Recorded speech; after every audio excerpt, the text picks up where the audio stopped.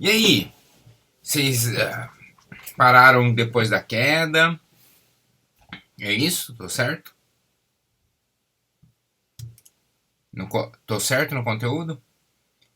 Eu acho que vai ser mais fácil você deixar teu microfone ligado, nós vamos conversando. O, eu brinco com os alunos da faculdade, eu dou aula toda sexta agora à distância, né? Remoto mesmo. E aí eu brinco com os alunos que a minha aula. Opa, tem mais alguém, Adriana. Eu brinco que minha aula é o caos, porque assim, eu vou conversando, mas eles vão me interrompendo, é muito mais um bate-papo que a aula em si, né? E aí tem uns que ficam assim, não, mas eu não quero interromper. Aí eles colocam no chat ali a conversa e tal. Por mim não tem problema, mas o pessoal nós vamos conversando. E o Borelli, eu vou chamar de Borelli, tá? Porque o pessoal fala assim, mas os pastores gostam que chamem de pastores. Primeiro, eu não me importo, né? Não, para mim não é necessário. E aí a gente acaba conhecendo o pessoal antes mesmo de ser pastor, depois acostuma. Olá, tudo bom, Adriana? Olá, tudo bem? Paz do Senhor. Tudo bom? Aí a gente acostuma não chamar de pastor, depois acaba escapando, né? Acontece. Mas o Borelli tinha me dito que ele tinha visto com vocês a questão. Então, já tinha visto a criação, todo o processo de criação, e aí tinha visto já a criação, inclusive, do paraíso, e aí visto a queda de Adão e Eva. Ok? Certo? Isso. E aí é curioso, né? Porque a gente tem duas criações, né? Vocês já notaram isso? Criação da terra e do homem. Não, não, não, não, não. Você tem duas criações do homem. Você tem a primeira criação lá no capítulo um. E aí depois a criação, né? Você vai ter lá em Gênesis 1, 27. E depois lá em Gênesis 2 vai ter a criação de novo. Já notaram isso? Que daí ele inclusive dá o nome para o primeiro homem, que vai ser Adão e tal. Nunca repararam? Não, não é para isso, não. Pois é. Se você ler com calma, você vê que são duas criações, que na verdade não são duas. Isso é muito legal da gente entender, porque na verdade não são duas criações. É o jeito do judeu contar a história.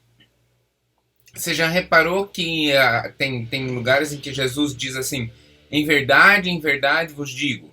Né? As Bíblias antigas diziam assim, né? Em verdade vos digo. Por que ele dizia duas vezes? Porque em hebraico não tem aumentativo. Então, para dizer que aquilo é muito importante ou que é muito sério, eles contam duas vezes, falam duas vezes. E no caso de quando eles vão contar a história, eles contam uma história resumida e depois contam a mesma história com detalhes. Entendeu? Então, quando a gente olha em Gênesis 1, a criação é um resumo rápido da história. E aí depois vai contar essa mesma história com detalhes.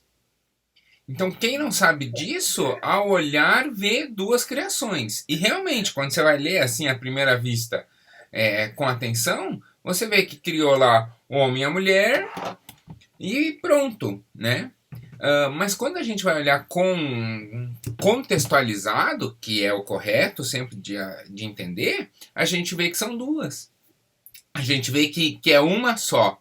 A primeira, de modo bem resumido, a segunda vai dizer, inclusive, com detalhes, né? Vai dar o nome. Depois, na primeira, homem e mulher são criados ao mesmo tempo. Na segunda, a gente vê que há a criação de Adão. Adão tem um período de solitude, né? De solidão ali e tal. Adão percebe essa solidão, percebe a criação, e aí então é que Adão vai pedir a Deus uma companheira. Então Deus faz essa companheira a partir de Adão. E aí tem até um trecho curioso, né? Porque fala assim, quando cria a mulher, é, Gênesis 2:23 fala assim, ela será chamada de mulher porque veio do homem. O que isso tem a ver? Né? Versículo estranho, né? Será mulher porque veio do homem? Que tem a ver uma com a outra? Não, mas daí você precisa ir na língua original. Mulher no hebraico é Ishá e homem é Ish. Então aí faz sentido, né? Ah, você será chamada de Ishá porque veio de Ish. Agora faz sentido, né? Mas você veja, quem traduziu foi fiel ao que estava escrito, mas perdeu o sentido, né? Em inglês até faz sentido isso, né? Você será chamado de woman porque veio de man. Woman, man, né? Até vai. Mas em português não faz sentido, né? Tinha que ser oma, né? Você será chamada de oma porque veio de homem, né? Então, às vezes tem alguns detalhes que a gente precisa entender o contexto e às vezes até a língua para compreender por que tá certas coisas, né? Por que estão ali nas escrituras. O que é bacana é que a gente tem acesso. O hebraico é uma língua pobre e pobre não é demérito nenhum. É uma língua pobre, é uma língua que tem poucos sinônimos, é uma língua que muda muito pouco, né? Hebraico não tem nem vogais, então quem fala hebraico consegue ler um texto desde de Gênesis até um texto lá, por exemplo, dos últimos que foram escritos, dos profetas menores, né? Então a gente consegue ler ainda e ir até o original ou ao mais ao pergaminho mais antigo que existe, a gente ainda consegue ler sem problemas, né? Não perde muita coisa. Então, vendo dessa questão, então vocês viram lá que tem a criação, né? Criação, a primeira criação, tem o jardim. Onde fica o jardim hoje? Onde ele ficaria? Eita, vocês já pararam para pensar? Eric, onde ficaria hoje o jardim? Bom, pela Pela você descrição? fala em contexto físico ou Isso mesmo, físico mesmo. caso de Israel? Não. Não, cara, fica no Iraque. É pertinho, lógico, mas fica lá no Iraque. Porque é entre o Tigre e o Eufrates, né? Então, entre o Tigre e o Eufrates, hoje é o Iraque. Aliás, Iraque e Síria, né? É um lugar que está bem tranquilo hoje de morar, né? Uma região que é do Estado Islâmico. A fronteira entre a Síria e o Iraque é o Rio Tigre, né? E depois no meio do Iraque corre o rio Eufrates. Então o Jardim do Éden seria dentro do Iraque. O que também não dá para dizer com toda certeza, por quê? Porque a gente tem um dilúvio ali no meio que bagunçou tudo, né? Mas considerando que o dilúvio tenha bagunçado, mas voltado a água para o seu curso normal e os rios tenham voltado para o seu curso normal, o Jardim do Éden ficaria onde hoje é o Iraque, né? Que durante muito tempo foi Babilônia, tal, mas hoje seria o Iraque, né? É entre o Tigre e o Eufrates e naquela localização que a própria Bíblia vai nos dar. Se bem que durante muito tempo, e aí o Eric foi inteligente, ele falou assim, fisicamente, porque durante muito tempo se acreditou que o Jardim do Éden foi transportado para algum outro lugar. Inclusive, se considerou que poderia ser aqui na América. Por quê? Porque você imagina o europeu, na época das grandes navegações, você imagina o europeu acostumado a ver uma pomba. Qual é a cor da pomba? Imagina dois pássaros da Europa. O europeu via uma pomba, que é preta e branca, e vinha um pardal que é cinza. Aí de repente ele sai, atravessa um mundo de água, né? Porque não é fácil um barco à vela atravessar um oceano. Atravessava um mundo de água, chegava num lugar em que o homem vivia em harmonia com a natureza, perto do que o europeu vivia, né? O índio vivia em muito mais harmonia com a natureza. Vivia em harmonia com a natureza, tinha um monte de animal diferente, e ele olha para os pássaros, ele vê uma arara e um papagaio. Então, imagina um cara que vê um pardal, de repente olhar um papagaio. Imagina um cara que vê uma pomba, de repente olhar uma arara. Fala assim, não, isso daqui é o paraíso, olha que ave vislumbrosa, né? Olha que ave diferente e tal. Então, aqui deve ser o paraíso. Aí ele olha pro texto de Gênesis e fala que o homem e a mulher andavam nu e não tinham vergonha. Eles vão ter vergonha depois da queda, né? Quando eles notam que estão nus e vão sentir vergonha. Antes não. Aí ele olha pro índio e vê o índio andando nu, sem vergonha. Opa, aqui é o paraíso, né? Então, durante muito tempo, na Idade Média, se procurou o que se chamou de paraíso terrenal. E aí tinha estudo, inclusive, afirmando, né, procurando saber se realmente aqui era o paraíso na Terra, tal, né? Se era ou não, a gente já se encarregou de estragar, então não tem não tem problema. A gente já sabe que não é. Acontece, né? Mas a ideia do paraíso é algo muito é, fácil de se comparar quando a gente olha né, a princípio, aqui a América antes do descobrimento.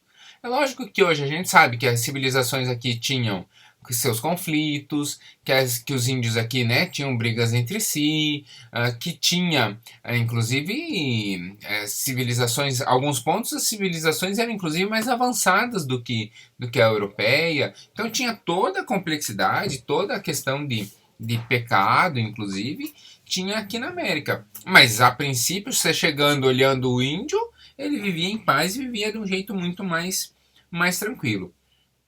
E aí, então, diante da queda, a gente tem essa separação, né?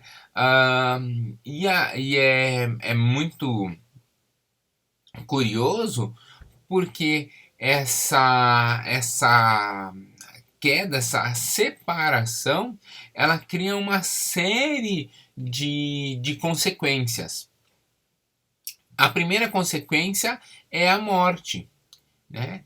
E é muito curioso porque o primeiro a morrer nem é o homem. Não sei se vocês já notaram isso, mas o primeiro a morrer depois da queda não é o homem.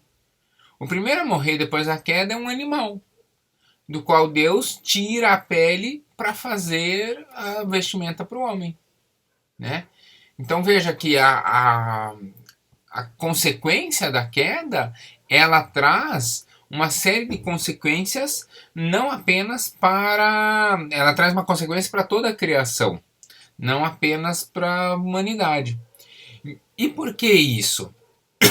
Porque é justamente a posição que Deus coloca à humanidade que traz a consequência, então, para toda a criação, né? Deus, quando cria o ser humano, cria ele de modo diferente, justamente para que ele esteja sobre o domínio de toda a criação. E aí essa palavra domínio cria talvez uma má interpretação, mas uma possibilidade de uma interpretação que é a de que nós podemos avançar na natureza e fazer dela o que a gente quiser. Hoje a gente já sabe, até por consequências ambientais, de que não é assim, né? Mas durante muito tempo se pensou assim, né? A gente pode fazer o que quiser e sempre vai dar certo. Estava falando sobre a descoberta da América e tem uma conversa relatada muito interessante. Aqui no estado de São Paulo, um navegador português teria chego para abastecer-se de pau-brasil. E aí o índio perguntou: qual é o tamanho da cidade de vocês lá onde você mora? E aí o português perguntou: por quê? Por que você quer saber o tamanho da nossa cidade? E aí o índio teria dito: porque para vocês nunca acaba a necessidade de madeira. Claro, para o índio, ele vai até a natureza, retira o tanto de madeira que ele quer e acabou. Ele não volta lá a tirar mais, né? Para nós, não. A gente que vive em função do lucro, quanto mais tiver, melhor. Né? Então, eu tenho sempre um mercado para ser abastecido. Eu sempre tenho, né, a necessidade de produzir mais, mais e mais e vender mais e mais e mais. Então, essa sede de retirar da natureza é uma questão de domínio da natureza. Mas a gente sabe hoje, não só hoje, né? Mas a gente sabe que a criação, o domínio que Deus dá sobre a criação, não é nesse sentido. É no sentido de que nós temos que ser, e aí a gente usa inclusive um texto de Paulo para isso, que nós temos que ser como dispenseiros, ou ser como um administrador, né? Que aí é Paulo que fala para o seu filho Timóteo, né? Apresentar-se como um obreiro aprovado, ou seja, alguém que cuida bem da palavra, mas também cuida bem da comunidade, cuida bem da criação de Deus, cuida bem das coisas de Deus. Né? Então, essa noção de que nós somos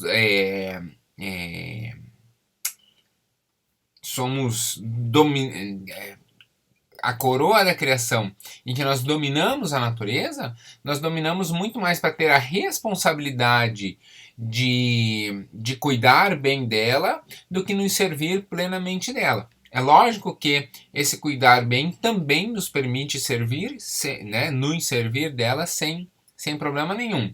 Então não é pecado nós nos utilizarmos da natureza. Pelo contrário, Deus nos cria justamente integrados a essa natureza para isso. Mas para nós usarmos ela hoje a gente chamaria de responsabilidade ambiental, né? Mas com respeito à criação, sem uma lesão desnecessária. E aqui é uma questão de equilíbrio, né? Quer dizer, a gente não é eco-chato no sentido de que, né, tudo precisa ser intocado e a humanidade não pode crescer sem, né, não pode lesar em nada a natureza e é melhor que a humanidade não cresça em função disso, mas também não é o que não pensa na questão ambiental, né? Também não é o que deixa isso de lado. Então a gente vai. Literalmente a questão do equilíbrio. Nós nos utilizamos da natureza, mas de tal modo a que isso seja, de certo modo, para a glória de Deus, mas especialmente isso seja equilibrado. Né? Equilíbrio é a palavra correta. E aí também é preciso notar que a gente é criado com um toque especial. Que a gente chama isso de capacidade de inteligência. O que é inteligência? É a capacidade de acumular conhecimento. Por exemplo, a Adriana, não sei onde que a Adriana tá, mas o Eric tá lá no Pará. Lá no Pará, o Eric faz fogo na casa dele como o homem das cavernas ainda fazia. Você sabia disso, Adriana? É verdade, o Eric ainda faz fogo lá na casa dele, batendo uma pedrinha na outra. É ou não é, Eric? É. Sabe por quê, cara? Porque quando você risca um fósforo, você está riscando uma pedra contra outra pedra. Então, quando você risca um fósforo, você já tem ali uma pedra muito mais eficiente, você já tem, né, uma pedra de atrito na caixinha muito mais eficiente, há toda uma tecnologia por trás, você tem ali uma madeira já preparada para pegar fogo mais fácil, mas, cara, ainda é o mesmo método que o Homem da Caverna, batendo uma pedra na outra para produzir uma faísca, para pôr fogo numa madeira, para pôr fogo num combustível maior, no caso o gás. Você vê? Não é porque você está no Pará, né? É porque todo mundo faz assim no mundo inteiro. Então, o que a gente faz? A gente acumula cultura, mas de alguns pontos a gente ainda não foge. O Eric já pensou, ei, tá com preconceito aqui pro Pará, tal. Não é, né, cara? É verdade. Fala, Eric. É se aperfeiçoando, né? É, exatamente. Então, e é justamente essa capacidade de se aperfeiçoar sem ter vivido a experiência anterior que a gente que nos diferencia. Porque se você pegar, por exemplo, cachorros que aprenderam determinados truques, ou vamos pegar um outro animal, um golfinho, um macaco que tenha aprendido determinado truque, ele consegue ensinar, né? Se um cachorro que aprendeu determinado truque é colocado para conviver com outro cachorro que ainda não aprendeu esse truque, o outro cachorro consegue aprender com aquele que sabe, que aprendeu o truque.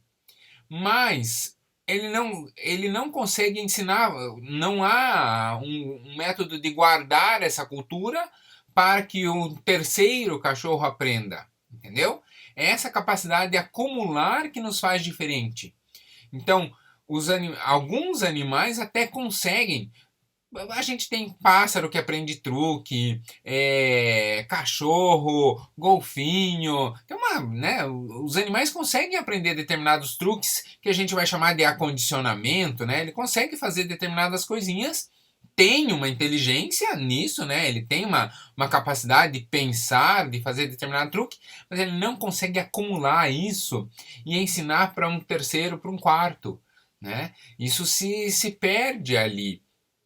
Então, um pássaro ele só aprende a trançar um ninho porque ele vê outros da própria espécie trançando o ninho. Então, eles só conseguem aprender o que a gente chama de aprendizagem empírica, né? É olhando um fazendo. Nós não, a gente pega um manual de instruções e aprende. A gente pega, né, aprende com um acúmulo de cultura. Então, cada pouco a humanidade dá um passinho, aí a base sobe até aqui. Aí a próxima geração dá outro passo, a base sobe até aqui. E assim a gente vai acumulando cultura, vai acumulando conhecimento. Então, essas são marcas muito interessantes que mostram que o ser humano não é uma criação comum, né? Então, você vai ter algumas características humanas que alguns animais até podem aprender, mas a espécie não aprendeu. E em certos pontos, alguns são, né? Tem sociedades bastante organizadas. Você vai olhar a sociedade de uma abelha, por exemplo. Ela tem uma organização social muito legal. Mas por que elas não evoluem e ainda vivem basicamente de modo selvagem, né? Ou por que as abelhas não evoluem e purificam e, sei lá, né? Industrializam o próprio mel, por exemplo, ou dominam, né? Por que elas não dominam e fazem suas próprias plantações de flores, não fazem uma seleção natural das flores ali e tal, né? Elas dominando determinado campo, né? Porque não tem essa questão de cultura que nós temos.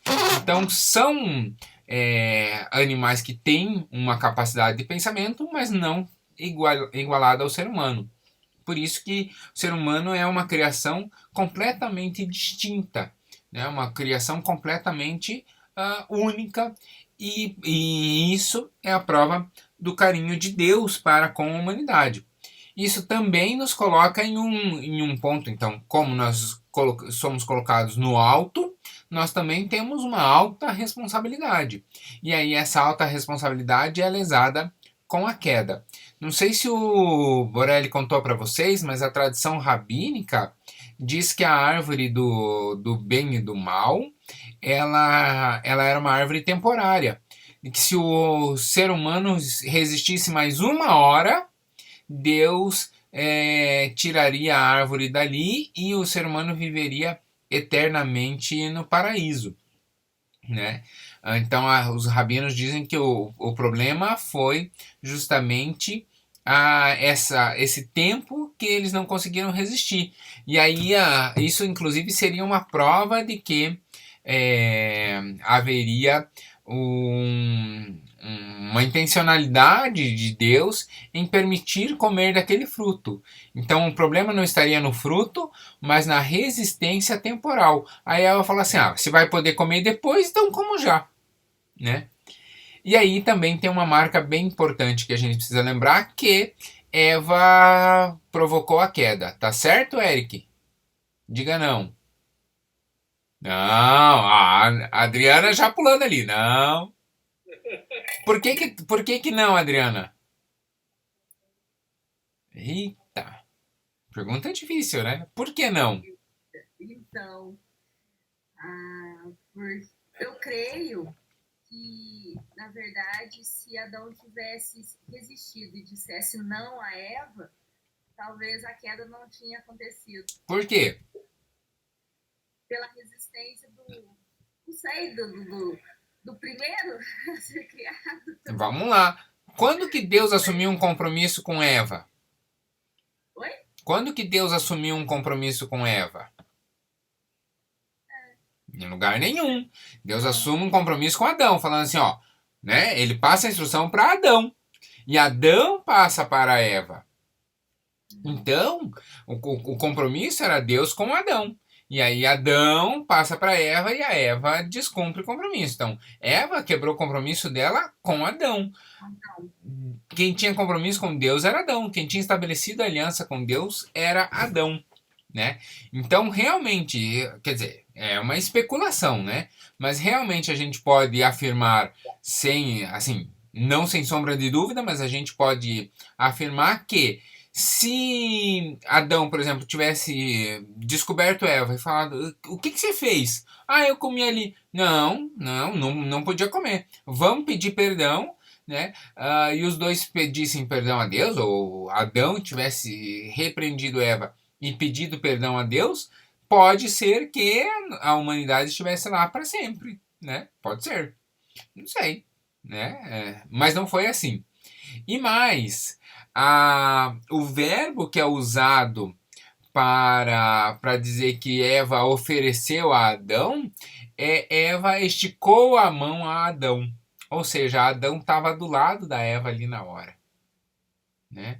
Adão estava do ladinho. Então, antes mesmo dela apanhar do fruto, ele já poderia ter chamado a atenção, né? E isso mostra que, na verdade, ele foi conivente, né? Ele estava ali junto e foi conivente e se permitiu que isso acontecesse. Então, essa ideia de que a culpa toda cai sobre Eva, ela é uma ideia um tanto quanto, não gosto muito desse termo, mas é um tanto quanto machista, né? E que não valoriza a mulher, porque na verdade o compromisso não era da mulher, o compromisso ali era de Adão, né? E Eva, em todo tempo, é tratada como uma auxiliadora. Então, o fato dela estar ali para auxiliar o seu marido significa que ela está sobre determinada limitação, mas ela estava ali como ajudadora, literalmente, né? Ela estava ali para ser auxiliar dele, né? E, portanto, naturalmente, ela andaria do lado dele, e aí acontece isso. Aí eu queria contar uma eu não quero usar o termo lenda, mas é uma lenda, né? De como era o corpo do ser humano antes da queda. E aqui tem uma questão de interpretação, inclusive. Por quê? Porque a gente entende hoje que o homem era como é, né? Mas não tinha pecado aos seus olhos, né? Então não tinha malícia nos seus olhos. Então andava nu e não se envergonhava disso. Aí, ok. E aí, depois da queda, ele percebe que está nu, faz para si roupa de folhas e depois Deus mata o animal e faz para ele roupa de pele. Só que durante muito tempo, inclusive na Idade Média, havia a interpretação, e tem algumas linhas do judaísmo que ainda interpretam assim, de que o corpo do homem não era um corpo físico, mas era um corpo de luz. Olha que interessante isso. Era um corpo de luz. E aí o ser humano então não teria forma, né? Teria uma luz. E aí depois da queda, eles teriam notado o seu corpo porque essa luz se apagou. E aí faz muito mais sentido, né? Então, imagina você brilhante, né? Irradiando luz, aí de repente você olha assim, nossa, mas eu só mordi ali, e aí essa luz se apaga, ou essa luz se enfraquece e tal, mas ainda continuaria como se fosse, bem como se fosse um fantasma, assim, sabe? Uma coisa meio um corpo, imagina um corpo de luz, assim, né? Não seria nada definitivo. E aí, então, haveria a lenda de que esse animal que Deus matou para usar as peles e fazer vestimenta, na verdade, seria a vestimenta que seria feita, seria a nossa pele, assim, né? Então, seria, talvez, aí... forçando uma interpretação, talvez um macaco, algum animal assim, mais num formato mais próximo do ser humano hoje, mas teria sido esse animal que teria sido morto, e nós teríamos entrado não no corpo, mas a pele desse animal teria revestido como um todo o ser humano, tal, né? E isso foi muito interessante, porque isso gerou um conflito grave na medicina, porque os médicos da Idade Média, eles não faziam cirurgias, porque eles tinham medo de cortar o corpo humano e a alma sair, porque como né, a pele seria algo não assim da essencialidade da criação, ao cortar o corpo humano, eles podiam cortar junto o saquinho que conteria a alma, e a alma vazar, e aí a pessoa e aí a pessoa morreria. E aí a medicina nossa demorou muito para avançar, a medicina no Ocidente demorou muito para avançar. Tanto é que as primeiras cesarianas quem fazia eram os árabes, né? E a medicina oriental fazia porque a medicina ocidental não cortava o ser humano. Tem até um quadro do Rembrandt que é muito famoso, que é a aula de anatomia, e o Leonardo da Vinci também tem uns estudos de anatomia.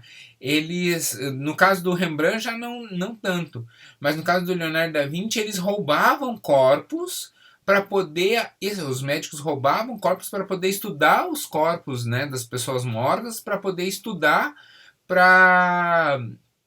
porque se eles fossem cortar o corpo, a igreja, né, oficialmente, a igreja condenava isso, e eles podiam ir para a fogueira por causa disso, porque estavam lesando a criação, né? Então, tem uns mitos que acabaram nos atrasando nessa história. Mas tem esse mito de que o corpo do ser humano antes da queda era só de luz. E aí Deus teria revestido esse corpo de luz com as peles. Então essa vestimenta que a gente vê depois da queda não seria uma vestimenta... não seria uma vestimenta, vestes, né? Roupa, como a gente imagina que era de pele, mas que seria, na verdade, algo que cobriria todo o corpo para esconder esse corpo de luz, que agora já não era uma luz por causa da queda. Isso que eu estou contando para vocês é mitologia, tá? Aí você vai dizer assim, mas isso não está na Bíblia. Realmente não está na Bíblia. Onde que está isso? A gente tem alguns Talmuds. Já ouviram falar disso, Talmud? Não? Não? Então, porque o que o judeu fazia? Ele tem a Torá, né, os 5 primeiros livros, e aí eles tinham livros de interpretação, que são os Talmuds. Aí você tem o Talmud do Rabino tal, o Talmud do Rabino tal. E à medida que os rabinos vão ficando famosos, que aquele Talmud acaba sendo adotado como livro de referência, né, aquele Talmud vai ficando mais famoso, então aquela interpretação é mais respeitada. E aí você tem os rabinos, então, né, fazem a interpretação que quiser, criam seu Talmud, e se pegar, pegou, e se não pegar, acaba caindo no tempo. Então estou contando para vocês que existem Talmuds que relatam isso, mas assim, Eles são considerados a minoria da minoria, são considerados, né, o cara viajou ao pensar isso. E aí, como nós estamos conhecendo o Gênesis, eu queria mostrar para vocês que já teve muita gente que viajou. Então já teve gente que, ao tentar entender Gênesis, pensou que a América era o Jardim do Éden. Já teve gente que pensou que nós não tínhamos corpo, que nós éramos apenas seres de luz, né? Então, as interpretações que surgem são várias, né? E as mais variadas possíveis, né? Então, vai ter aqui de absolutamente tudo. Bom, voltando lá, a gente tem então a queda. E após a queda é que Adão e Eva têm os seus primeiros filhos. Lembram disso?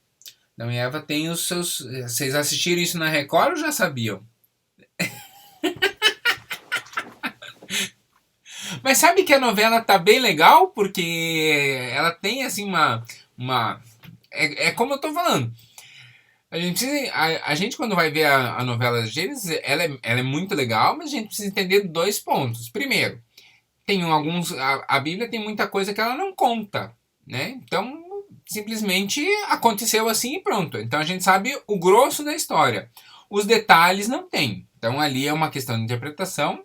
E segundo, a gente precisa entender que é uma novela. Então ela precisa ter o tempo, ela precisa ter o enrolar da história. Então, às vezes aparece lá um personagem que na Bíblia vai ter um capítulo, mas que a trama dele é interessante, então os caras esticam um pouco, né? Então, é uma novela baseada no texto bíblico. Mas não tem muita viagem não, tá? A gente que em casa assiste é bem próximo assim do... É verdade. Meu filho adora. Meu filho virou noveleiro, piá. Isso foi muito emocionante, né, pastor? Porque... E aí... E assim, é dramaturgia, né? Então a gente sabe que olha com esses olhos, né? Isso não substitui uma EBD, mas acrescenta, né? A gente vai assistindo ali como sabendo que é uma dramaturgia, mas é um negócio bem feitinho e é bem legal mesmo, sabe? Bem feitinho. E aí a gente tem, então, depois da queda, até a queda a gente tem Adão e Eva. Depois da queda, começa então o nascimento dos filhos. E aí a gente tem, inclusive, uma questão interessante, porque os filhos surgem após a queda. E os filhos já carregam em si o pecado original. E aí, aqui, já que nós estamos estudando teologia, vou parar aqui para uma questão bem importante. Como que se transmite o pecado de Adão e Eva para os filhos? É curioso isso, né? Essa pergunta de como que o pecado se transmite, ela vai ter várias respostas e ela vai gerar o estudo da origem da alma humana. De onde vem a alma? Porque se nós pararmos para pensar que a alma ela surge toda em Adão e há uma porção dela, né, potencialmente em Adão, e uma porção dela é transmitida para cada pessoa, ok, essa alma ela vem pecaminosa e vai se transmitindo para cada um, né? E aí você para então e fala assim, tá, mas e onde que Deus entra então na criação, né? Na criação do indivíduo, né? No surgimento de cada indivíduo. Aí a resposta para isso seria o espírito. Então o espírito ele surgiria no instante em que o óvulo e o espermatozoide se encostam, né? Na fecundação. E aí a alma, ela seria potencialmente transmitida a partir de Adão. Então veja, essa é uma das origens da alma humana, né? Mas tem outras pessoas que entendem que alma e espírito é a mesma coisa. E aí, como faz então a transmissão do pecado? Né? Você vê que é um diálogo interessante de como as coisas vão se desdobrando dentro da teologia, né? Como então viria? O pecado então viria da própria natureza humana, né? Então, é essa diferença entre algo que tem vida e que não tem vida que seria... o judeu vai chamar de Ruach, que é o sopro de vida que carregaria então uma contaminação em função do pecado. É uma determinação difícil, né? Qual é a origem da alma humana? Realmente não sei. Por quê? Porque até hoje a teologia, inclusive, não fechou o entendimento. A gente tem mais de uma possibilidade, né? E aqui eu sempre brinco, quando eu estou estudando com alguém que vai fazer o concílio para ser pastor, eu sempre brinco pelo seguinte: qual é a resposta certa? Eu falo, não sei. Você precisa ter uma resposta, mas você também precisa entender que essa tua resposta tem falhas, porque as duas teorias têm falhas. Essa tua resposta também tem falha e, portanto, a gente respeita também a outra linha, né? Então, tem uma série de versículos que vão mostrar que alma e espírito são coisas diferentes, e tem uma série de versículos que vão mostrar que alma e espírito são a mesma coisa. Tem uma série de versículos que vão mostrar que a ideia de alma e espírito serem coisas diferentes está errado, e tem uma série de versículos que vão mostrar que que a ideia de alma e espírito serem a mesma coisa está errada, né? Então, não tem como fechar a ideia, né? A questão é que nós temos, como seres vivos, uma parte que é física, que é o nosso corpo, né? Essa não há dúvida, mas também temos uma parte que é a vida em si, que é a parte imaterial, né? E quando a gente morre, essa parte imaterial é que se conecta com Deus. O corpo aqui acaba perecendo, né? E se um dia Deus quiser restaurar esse, ok. Mas a ideia do corpo glorificado é que esse corpo não vai ser restaurado. Mas o corpo que nós vamos assumir, o corpo glorificado, ele terá a mesma forma desse. Então tem que se cuidar agora para moldar bem, para moldar bem o que virá no futuro. Mas é essa ideia da queda, então, que cria os primeiros seres humaninhos nascidos, né? Os primeiros seres humanos que têm umbigo. Por quê? Porque Adão e Eva não tinham umbigo, né? O pessoal fala muito do umbigo de Adão, mas nunca pararam para pensar no umbigo de Eva. Eva também não tinha, né? Não tem por que ter. E naturalmente o ser humano não tem umbigo, né? O umbigo é uma cicatriz, né? Uma cicatriz que precisa por causa da conexão do cordão umbilical, mas não naturalmente. É diferente de orelha, né? Naturalmente a gente tem orelha. Naturalmente a gente não tem umbigo. O umbigo é uma cicatriz do rompimento do cordão umbilical. Então, nascem os dois primeiros seres humanos, Caim e Abel. Veja que o texto não diz se eles eram gêmeos, o texto não diz que eles quanto tempo teve de diferença entre eles, tá? Mas trata os dois como praticamente juntos. A gente olha que Caim é um pouquinho mais velho e depois vai ter Abel, né? Mas não diz quanto tempo. Então não eram gêmeos, né? Mas eles são da mesma pegada ali, né? A diferença entre eles é pouca. Quanto é, eu não tenho a menor noção. Né? O texto não diz e não tem assim, mas eles são muito próximos um do outro. E aí é passado para eles, e é muito curioso, porque eles são os primeiros a prestar culto a Deus.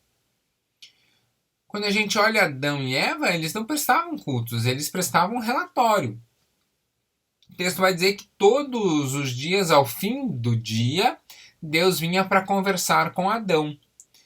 Mas oferecer algo a Deus, né? Oferecer alguma coisa para Deus e esperar de Deus ao recebimento, isso surge com Caim e Abel, né? Então é muito interessante. Aí vou aproveitar a novela de novo. A novela fez uma interpretação bem legal, né, deles querendo conversar com Deus. Então seria como se fosse uma saudade de algo que eles não viveram, né? Então Adão e Eva contavam do Criador, e aí eles falam assim, poxa, mas por que nós nunca ouvimos o Criador? Então vamos tentar agradar a Deus através, né, do fruto das nossas mãos, daquilo que a gente faz, e aí nos achegarmos a Deus. E aí é muito interessante, porque Caim oferece uma oferta de vegetais, e né, ele era agricultor, e Abel oferece um animalzinho. Por quê? Porque ele era pecuarista, né? Ele criava animais. E aqui, de novo, uma turma de teologia, abrem-se duas vertentes. Tem gente que diz que a oferta de Caim não foi recebida porque não era uma oferta de sangue, não era uma oferta de animais, né? E tem gente que diz que a oferta de Caim não foi recebida porque ela não era algo de excelência, né? O que é muito interessante, eu pessoalmente entendo que a segunda corrente é a mais adequada. Por quê? Porque a gente vai ter uma série de outras ofertas que são feitas de cereais mesmo, né? E uma série de outros compromissos, como por exemplo o pão ázimo e depois o próprio Jesus, né? Aí já pensando lá no Novo Testamento, Jesus colocando o pão como oferta também, né? Como uma marca da nova aliança, né? Mas existe a corrente dizendo assim, não, Deus não aceitou a oferta de Caim porque era vegetais, e só aceitou a de Abel porque era um animal morto, e aí tem a questão do sangue. O sangue tem uma importância bíblica, especialmente nas alianças, muito forte, mas a gente tem outros pontos em que a oferta é feita de cereais e Deus recebe. Né? Se fosse isso, então Deus não receberia nenhuma outra oferta de cereais. Né? E aí Jesus até chama a atenção dos fariseus. Né? Vocês dão um dízimo da hortelã e do cominho. Né? Ou seja, dos vegetais mais simplesinhos. Poxa, então é sinal de que havia uma oferta de grãos. Né? Então, assim, eu até respeito quem pensa a questão do sangue, mas eu acho que é muito mais nesse sentido. De que o coração de Caim estava muito mais interessado nas benesses, né, nos benefícios que ia receber, e o coração de Abel não. O coração de Abel estava muito mais inclinado em oferecer a excelência para Deus, né, abrir mão da sua excelência em nome de Deus e buscar ouvir Deus no sentido de que ele gostaria não né, como é que eu vou dizer, né, sei lá, se orgulhar de, eu também ouvi Deus, mas no sentido daquele desejo de conhecer a Deus que o pai e a mãe falavam tanto e provavelmente falavam com muito carinho, né? Adão e Eva deviam ter uma saudade muito grande no coração.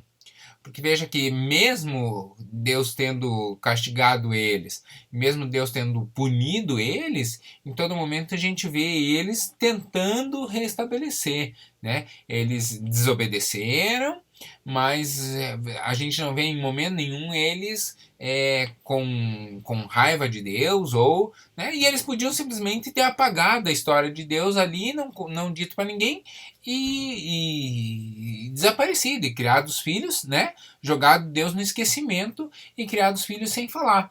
E não é isso que eles fazem, né?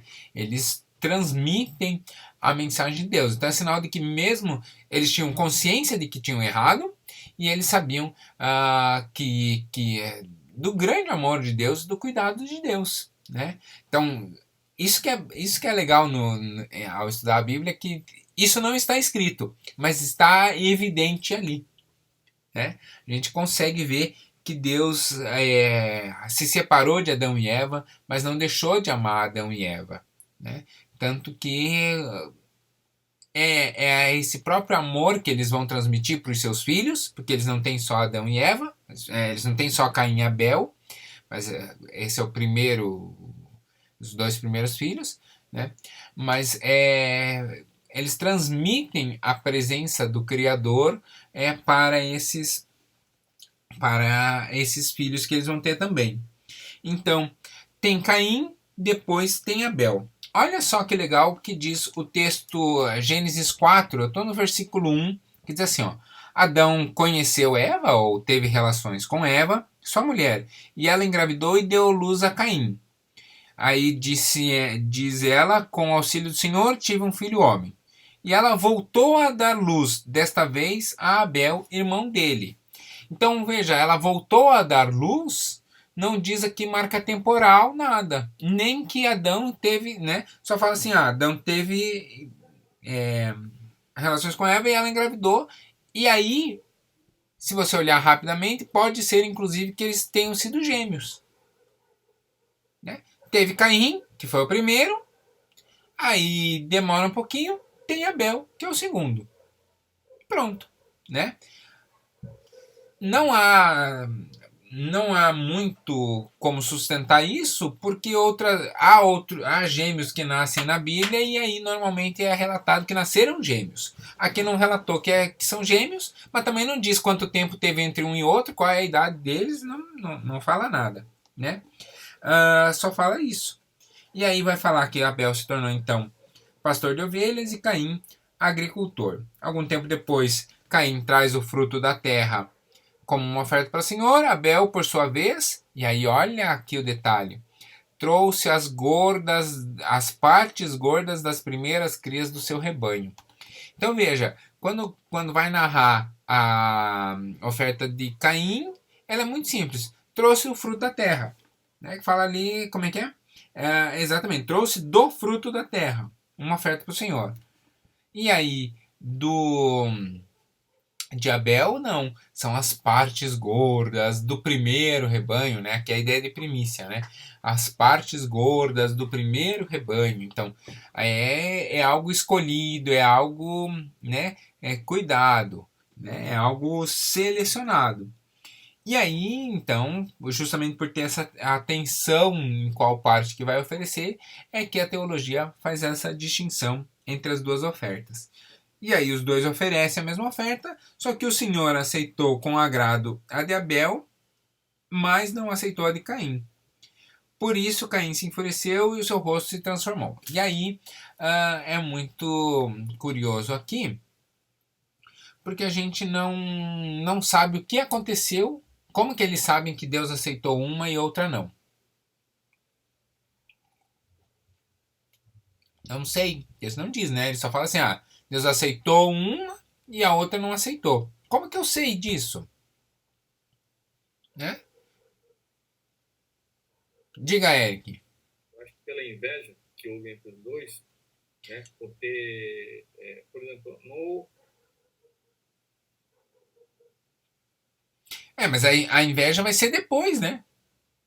Ele tem inveja porque Deus não aceitou a dele. Mas como que ele sabe que Deus não aceitou a dele? Será que Deus consumiu só a oferta de Pois Abel é. e deixou as frutas? Pois é. Não tem.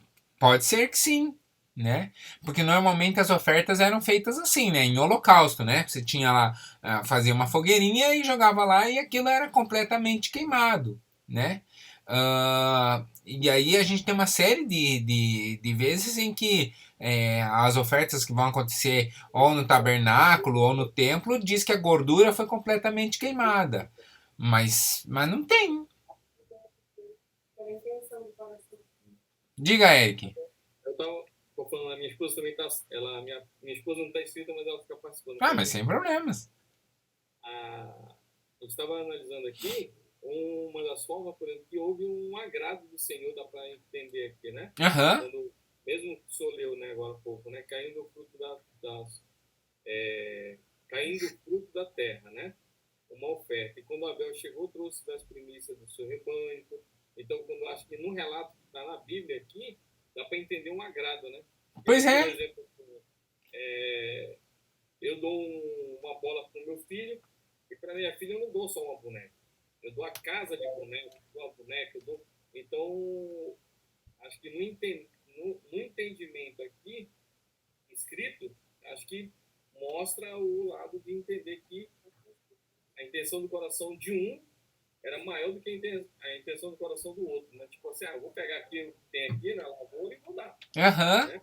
Na lavoura é depois no rebanho. A gente pode pegar tanto o tomate todo brocado, como também um tomate bonito, aquele tomate que você olha na boca. E quando você também, quando você vai num açougue, você vê aquela carne lá, você vê uma picanha e uma agulha, às vezes a agulha está mais bonita que a picanha. Então, acho que a gratidão de um, no contexto bíblico, né, analisando aqui, né, acho que dá para entender isso aí, né, que acho que foi aí que Deus olhou a intenção do coração de um e... Pois é. Não, é perfeita a sua interpretação, tá corretíssima. Aí eu não sei se é sua ou da sua esposa aí, né? Mas é dela? Então hoje você que vai lavar a louça hoje, porque a interpretação dela tá corretíssima. Ó, ela já deu uma aprovação ali. Então hoje o almoço vai ser açaí, não precisa lavar louça. Mas é isso mesmo. Mas veja, isso tudo é interpretação. É uma interpretação correta, é isso, tá perfeito, mas é uma interpretação. O texto não diz isso, né? Então, mas é exatamente isso. Quer dizer, há uma questão ali de coração.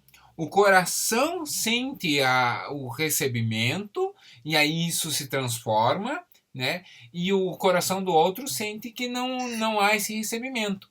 Porque provavelmente, desde o começo, na escolha da oferta, já tinha uma intencionalidade errada, né?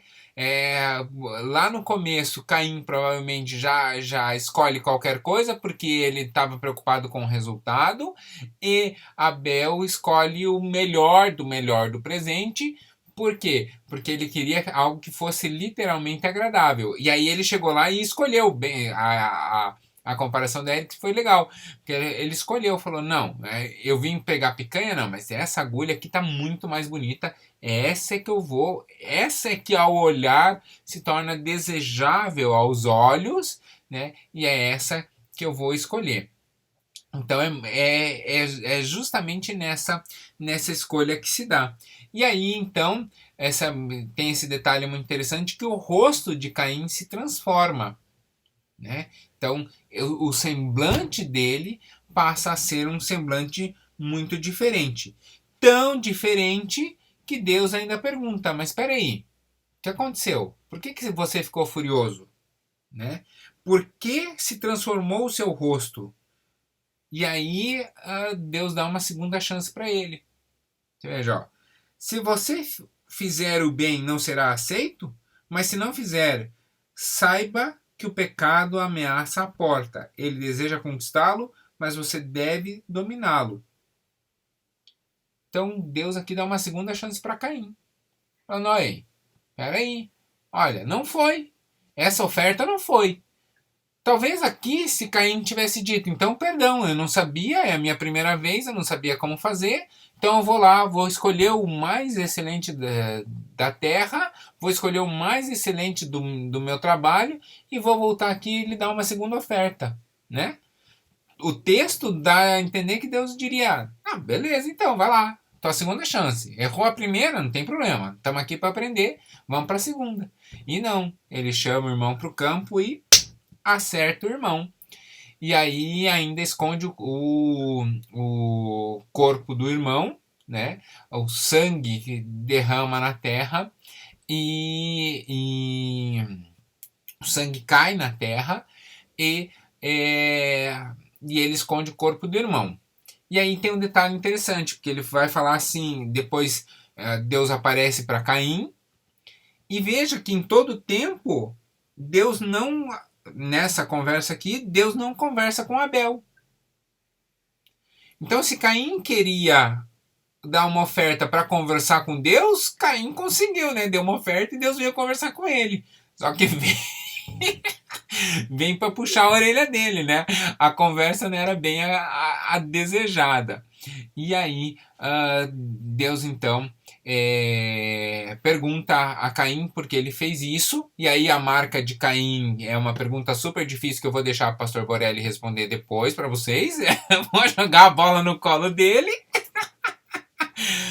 Mas a ideia é que Caim tem o seu rosto transformado, Deus vem, ainda tenta dar uma segunda chance e ele abre mão dessa chance e mata o irmão. E o sangue do irmão toca a terra.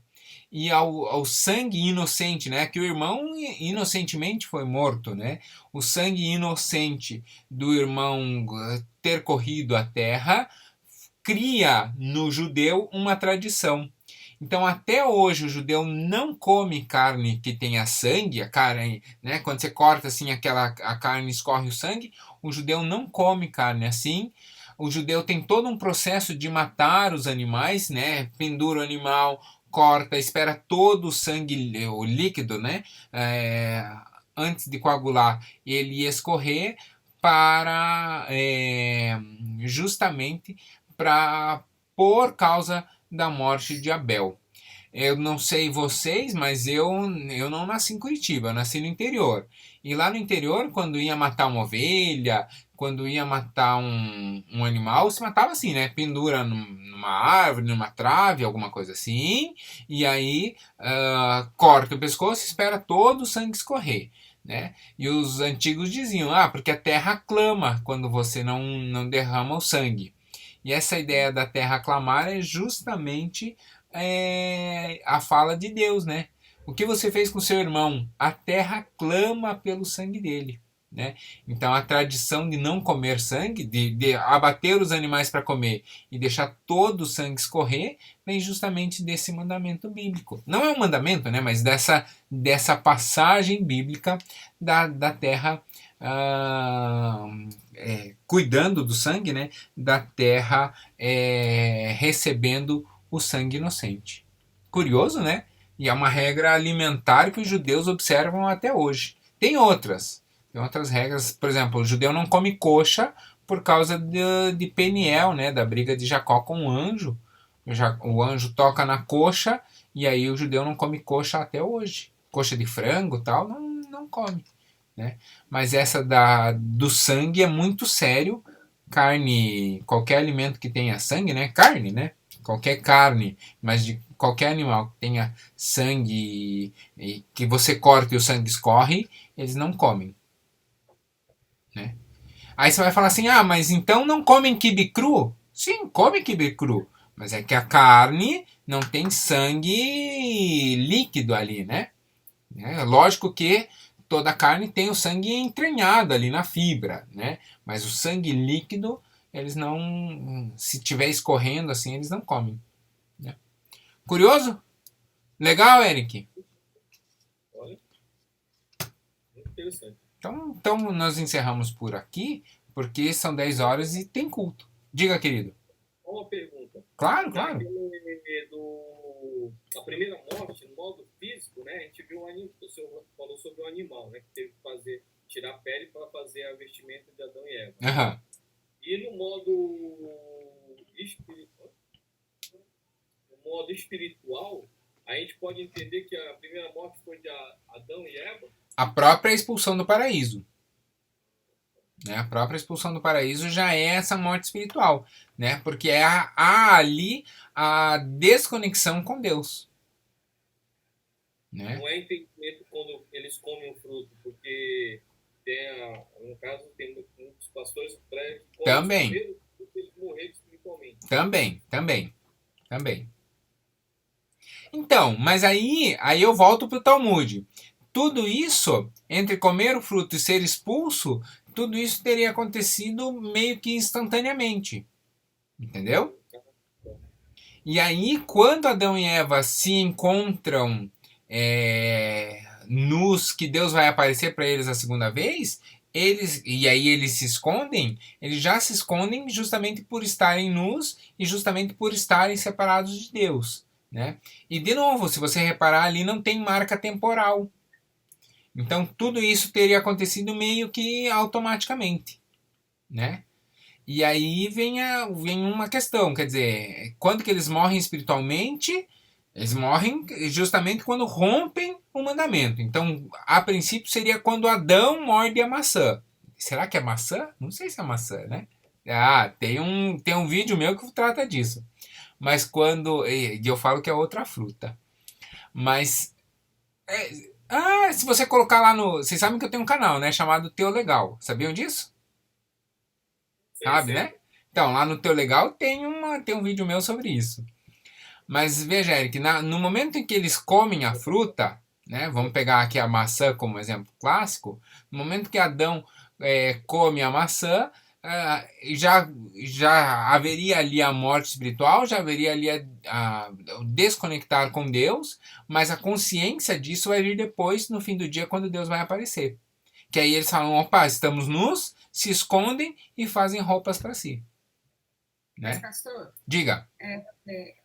No momento em que Deus vem falar com eles, né, no entardecer, se eles tivessem, em vez de jogar culpa um para o outro, tivessem se arrependido, talvez eles teriam ficado... Pode ser que sim. Pode ser que sim.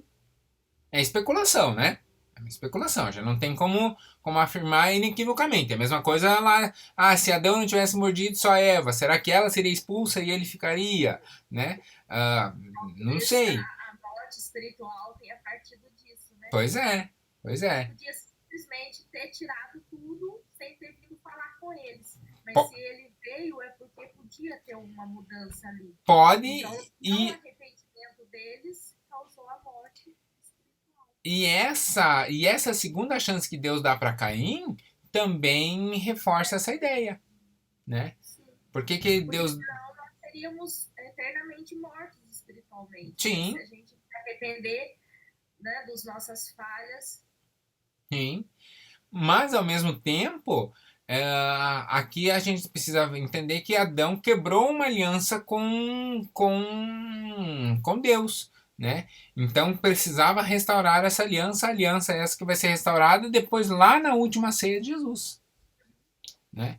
E aí é muito interessante, porque quando a gente olha o Antigo Testamento, deixa eu pegar aqui, quando a gente olha o Antigo Testamento olha para o centro da Bíblia. Deixa eu pegar um meio aqui, pronto. O Antigo Testamento olha para o centro da Bíblia e o Novo Testamento olha para o centro da Bíblia. Então a cruz de Cristo é que está no meio. E tanto uma parte olha para cá, quanto a outra parte olha para cá. Não tem nada a ver com Gênesis, mas é uma pergunta muito interessante. Vocês sabem quem é o último profeta do Velho Testamento? Essa o Eric nunca vai acertar. O último profeta do Velho Testamento. Quem será o último profeta do Velho Testamento? Será que é Zacarias? Será que é Neemias? Algum dos profetas menores? Será que é, sei lá, Obadias, Oséias? Isaías. Pois é, Isaías. Não? O último profeta do Velho Testamento é João Batista. Do Velho Testamento. Do Velho Testamento. Mas João Batista não está no Novo? João Batista está no Novo. Mas João Batista tem a mensagem do Velho Testamento. Porque João Batista diz, virá, né? João Batista fala literalmente, né? Virá depois de mim alguém que eu não sou digno de amarrar as sandálias, né? Virá, vem, vai vir, né? Sempre é uma ideia de futuro. Quando a gente olha os profetas do Novo Testamento, né? Vou pegar aí Paulo, o melhor exemplo disso, eles passam a anunciar, já veio. Então veja, a mensagem muda, né? Então João Batista dizia, no futuro virá, tudo bem que no caso de João Batista o futuro era dali umas semaninhas, mas no futuro virá, e os anteriores diziam, e os posteriores do Novo Testamento dizem já veio o Messias, já veio o Senhor, né? Próprio Jesus vai falar isso em Lucas 4, né? De que já veio aquele que veio proclamar o ano agradável do Senhor, tal, né? Então, essa mensagem do Velho Testamento é sempre olhando para a cruz. Então, talvez o arrependimento deles realmente permitisse que eles seguissem vivendo no jardim, mas a aliança quebrada, ela só vai ser restaurada depois lá na cruz com Jesus, né? A marca disso é a ceia, mas a aliança mesma ela é estabelecida na cruz com Jesus. Legal? Vamos pro culto? Amém. Já começou. Pois é, e não deu tempo nem de orar com vocês. A conversa tava boa. Né? A gente se agarra e vai, né? Então, ó, fica como lição. Vou deixar a tarefa, hein? Fica como tarefa pegar o vídeo do Teu Legal, em que eu converso com os alunos da faculdade e falo sobre o fruto proibido. Então, se você entrar lá no Teu Legal e colocar... Como é essa, pastora? Oi? Eu não conheço. Como é que eu entro? É só entrar no YouTube e colocar Teu Legal. Aí vai ter lá o meu canal e vai ter se você procurar como o fruto proibido, tem um webinar que é uma conversa que eu faço com os alunos da faculdade sobre o fruto proibido. Eu vou pôr o link na sala de aula lá para vocês, tá bom? Eu acho aqui e já coloco o link lá como material. Será que realmente era uma maçã? Ixi. Eu tenho uma proposta, hein? Eu digo qual é a fruta do paraíso, hein? Será que o Eric já comeu? Será que a Adriana já comeu essa fruta? Eita, será? Como chama sua esposa, Eric? Cândida. Cândida? É. Será que a Cândida já comeu essa fruta? Responde, amor. Ela vai ter que assistir e depois comenta lá se já comeu ou não, tá bom? Tá bom. Vamos encerrar por aqui, gente? Então, Amém. encerro pedindo que Deus abençoe vocês abundantemente, que Deus seja sobre a vida de vocês graciosamente, que abra o entendimento nosso e que nós possamos aprender cada dia mais com as Escrituras. Deus, o mesmo Deus que inspirou os autores a escrever, que ilumine a nossa mente para que nós sejamos ainda mais apaixonados pelas Escrituras e que a nossa casa seja um ambiente em que a maravilha do texto, a maravilha da história de Deus e do cuidado de Deus sobre a humanidade possa resplandecer sobre a nossa casa, que ali seja um ambiente em que a Bíblia pode, de vez em quando, até estar fechada dentro do armário, mas as suas palavras são vivas e presentes dentro da nossa casa. Por isso, com muito respeito e carinho, eu entrei hoje na casa de vocês, com toda a educação, cortesia, algumas brincadeiras, porque a gente tem essa liberdade, mas com todo o respeito e cortesia para abençoar a casa de vocês também. Então, que Deus abençoe grandemente. É o que eu peço em nome de Jesus. Amém? Amém. Então, glória a Deus. Bora pro culto. Amém. Tchau, tchau, pessoal. Um abraço. Deus abençoe. Tchau, tchau. Tchau, Cândida. Ah, obrigada, Tchau, tchau. Vi a mãozinha lá. Tchau, gente.